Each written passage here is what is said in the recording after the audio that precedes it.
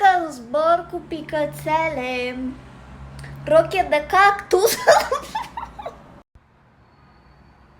Ce te zici tu, copilă? Ai mâncat supa alfabet și ți-ai stricat? Ia, tu, mami, că ai crezut că nu mă mai auzi odată. Tu n-auzi ce, așa, viziuni de-astea trăznite am? Auzi, vezi? Ce cuvinte mi așa pe gură, știi, așa, nu știu, fără să vreau. Așa. Și? No, păi și tu, mami, știi, mă gândeam eu așa, că am văzut la televizor, știi tu, emisiunea aia, tu, mami, cu copiii spun lucruri trăznite, o știi? O știi. No, emisiunea, știi, nu mă duc și pe mine.